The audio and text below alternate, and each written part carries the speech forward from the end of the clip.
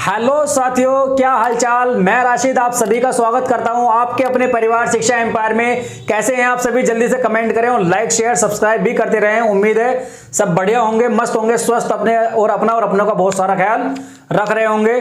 तो आज हमारी हिंदी जो चल रही है उसमें अलंकार जो हम शुरू किए हुए थे, अलंकार में मतलब शब्द अलंकार का जो हमारा पार्ट था वो हमने पढ़ लिया है, जिसमें अनुप्रास अलंकार, यमक अलंकार, श्लेष अलंकार, वक्रोक्ति अलंकार और पुनरुक्ति प्रकाश अलंकार हमने पढ़ लिया है। और आज हम अपना शुरू करेंगे अर्थ अलंकार। अर्थ अलंकार शुरू करते हैं। अर्थ अलंकार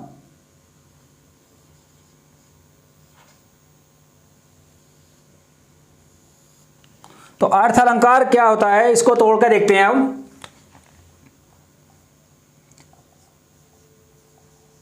अर्थ प्लस अलम प्लस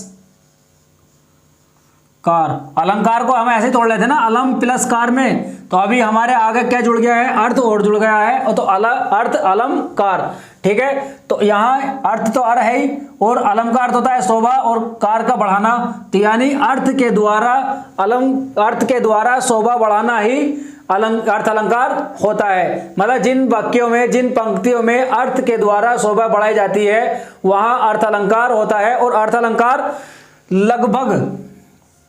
अलंकार को लगभग जो इसके भेद माने गए हैं वो 100 माने गए हैं, लगभग 100 इसके भेद माने गए हैं। लेकिन आचार्य भामा क्या कहते हैं?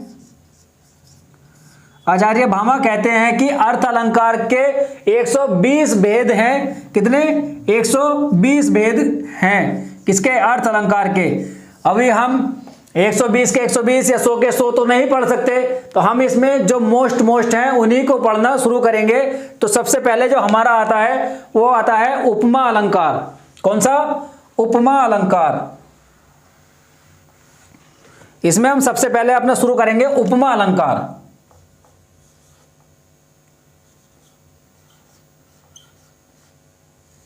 उपमा अलंकार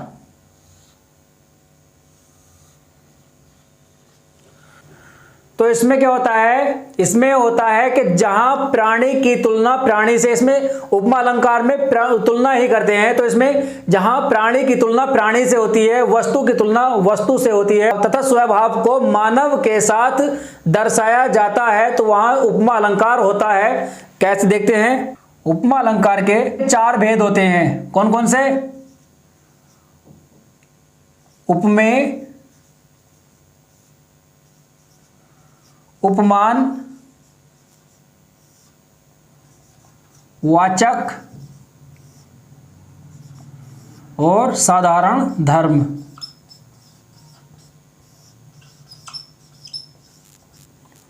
उपमेय, उपमान, वाचक, साधारण धर्म। तो उपमेय क्या है?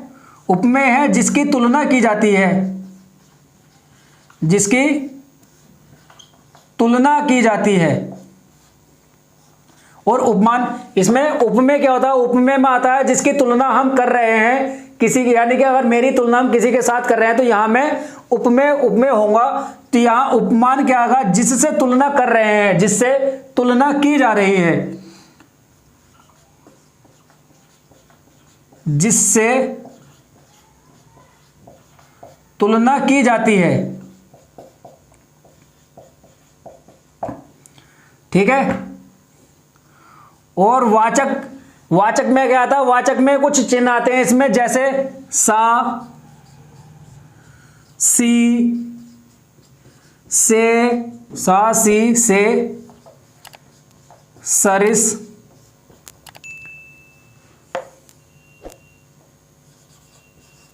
के समान,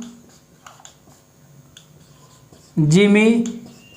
ये शब्द अगर बीच में देखने को मिलते हैं, ये शब्द बीच में देखने को मिलते हैं। जैसे क्या था? चंद्र सा मुख, चंद्र सा, तो ऐसे ही चांद सा मुख, या पीपर पात सरिस मन डोला, इस तरह के जो आते हैं ना बीच में शब्द, ये वाचक होते हैं।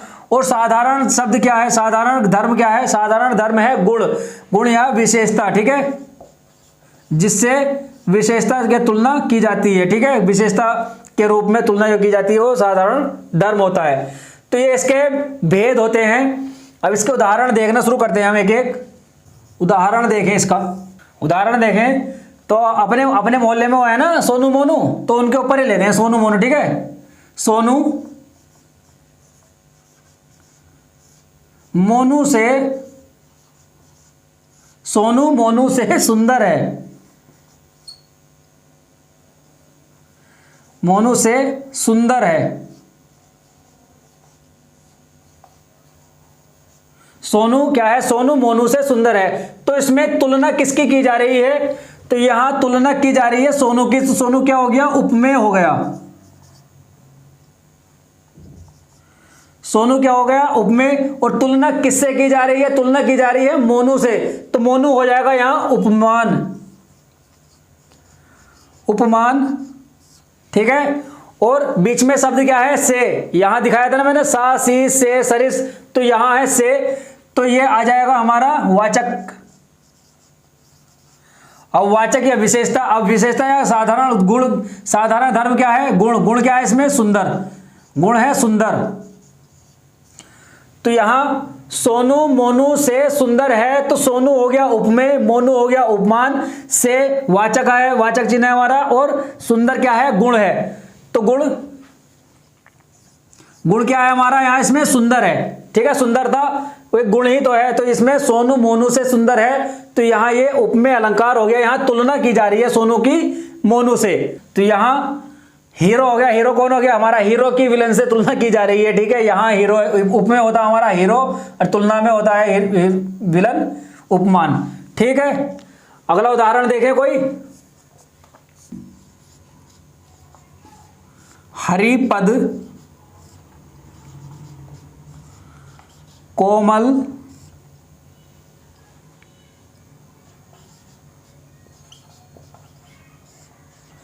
कोमल कमल से।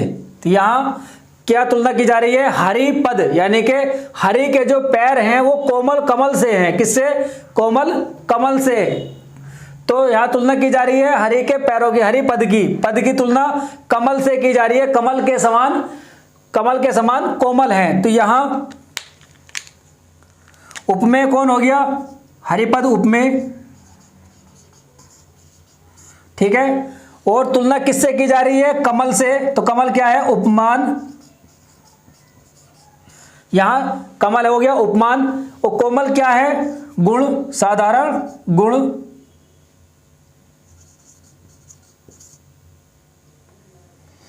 ठीक है, धर्म, और से वाचक, ठीक है। तो हरिपद कोमल कमल से। अगला उदाहरण देखें, अगला उदाहरण है पीपर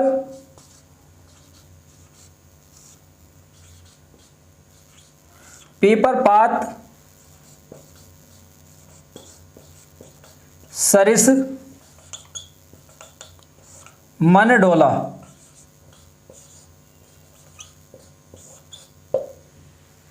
पीपर पात सरिस मन डोला, तो इसमें पीपल का जो पत्ता है वो क्या है, उपमेय है,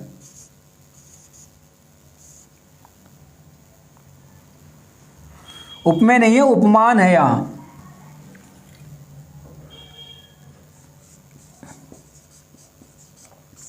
तो यहां क्या, पीपर पात यानी पीपल के पत्ते के समान, सरिस के समान मन डोला। तो मन जो कैसा डोला है, पीपल के पत्ते के समान डोला है। तो यहां जो तुलना की जा रही है वो पीपल के पत्ते से की जा रही है, ना कि पीपल के पत्ते की।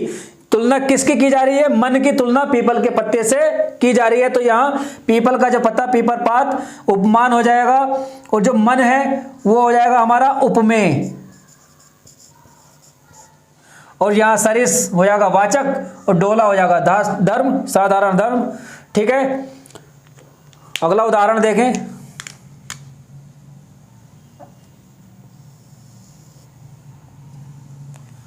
अमरपुर साची जयंत समेत। ये बहुत मोस्ट इंपॉर्टेंट उदाहरण है, ये इसको मोस्ट डाल लेना, ठीक है। तो राम लखन सीता सहित सोहत परत परन निकेत, यानी कहना चाह रहे हैं कि राम लखन सीता सीता के साथ जंगल में कितने अच्छे लग रहे हैं। तो यहां क्या है, निकेत का अर्थ होता है जंगल,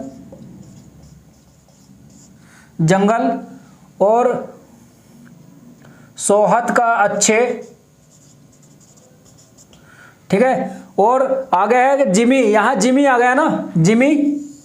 तो जिमी जब आ गया तो हमें कुछ और देखना ही नहीं है, यहां है ना जिमी, जिमी, तो वाचक चिन्ह में जिमी आ गया तो ये हमारा उपमेय हो जाएगा, उपमेय अलंकार, उपमा अलंकार, ये हमारा उपमा अलंकार हो जाएगा, ठीक है। तो ये बहुत मोस्ट इंपॉर्टेंट उदाहरण है, इसको नोट कर लेना। तो उपमा अलंकार, इसके बाद में आता हमारा रूपक अलंकार देखेंगे अब।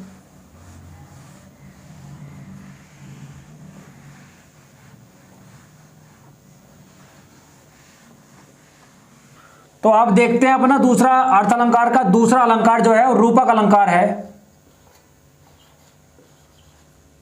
रूपक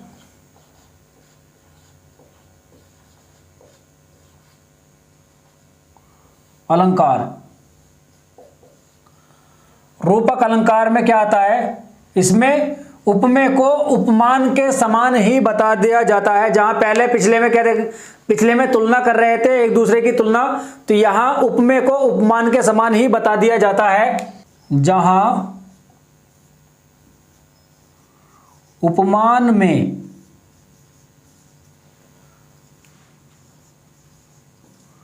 उपमेय का अभेद होता है,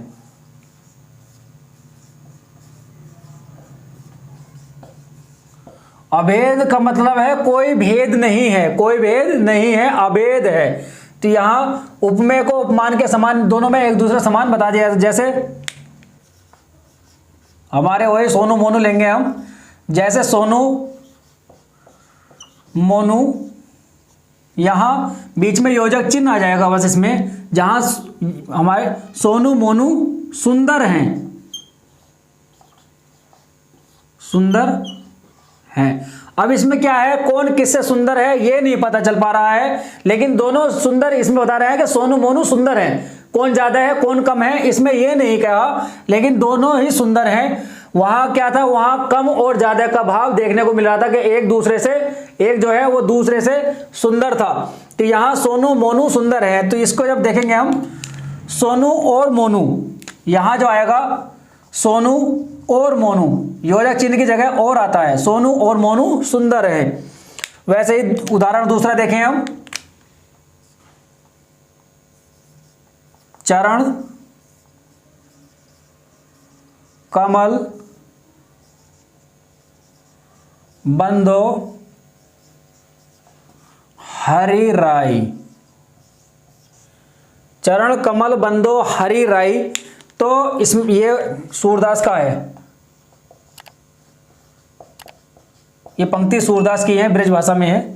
तो क्या है, चरण कमल बंदो हरि राई, इसमें क्या है, कहा गया है कमल रूपी चरण, ठीक है। इसमें कमल रूपी चरण, यहां अगर इसको चरण कमल,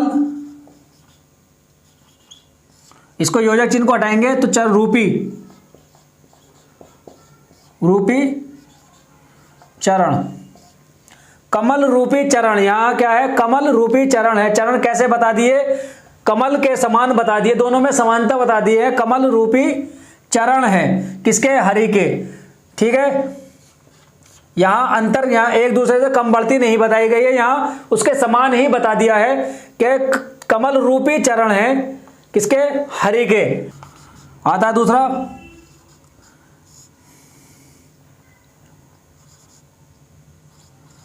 मैया मैं तो चंद्र खिलौना ले हो,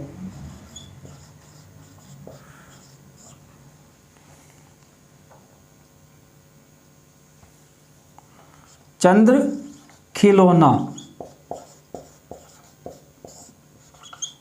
ले हो।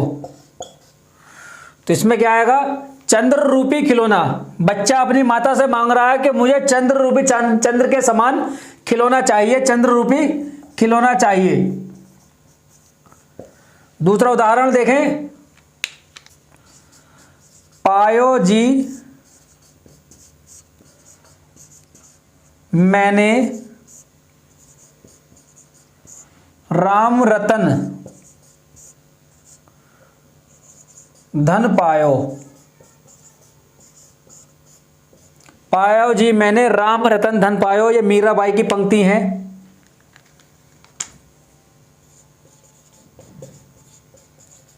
मीराबाई की पंक्ति है ये। तो कह रहे हैं कि पायो जी मैंने राम रतन धन पायो, राम रूपी रतन, राम रूपी रत्न किसको? पायो जी मैंने राम रूपी रत्न, पायो जी मैंने राम रतन धन पायो। ठीक है, इसको नोट करो जरा, आगे देखते हैं फिर हम। वन शारदी चंद्रिका चादर ओढ़े हुए, चंद्रिका चादर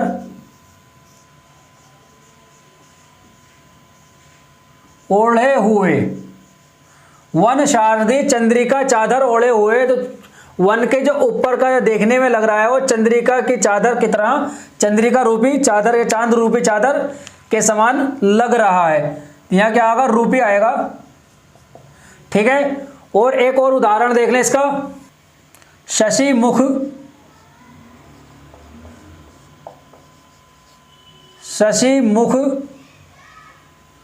पर घूंघट किए हुए, शशि मुख पर घूंघट किए हुए। मुख कैसा है? शशि यानी चांद, चांद रूपी मुख, चांद सा मुखड़ा तेरा, चांद सा सुंदर मुखड़ा, चांद रूपी मुख या चांद सा मुख, चांद सा मुख। अब चांद से मुख पर, चांद रूपी मुख पर घूंघट किए हुए है। चांद की जो चंद्रमा, चांद की जो चांदनी सुंदरता होती है उस पर घूंघट किए हुए है, उसको ढकाए हुए है। ठीक है, शशि मुख पर घूंघट किए हुए। तो यहां हमारा रूपक अलंकार भी कंप्लीट हो गया है। ठीक है, तो आज हम अपनी क्लास तक यहीं तक रखते हैं और मेहनत करते रहो, मेहनत बहुत जरूरी है। और पढ़ाई करते रहो, हंसते रहो, मुस्कुराते रहें, अपना और अपनों का बहुत सारा ख्याल रखें। और अपने चैनल को लाइक शेयर सब्सक्राइब ये जरूर करके जाएं। इस वीडियो को नीचे कमेंट में बताएं कि क्लास कैसी लगी, कमेंट करके जरूर बताएं। ठीक है, तो हंसते रहें, मुस्कुराते रहें, अपना और अपनों का बहुत सारा ख्याल रखें। धन्यवाद, जय हिंद, बाय, टेक केयर।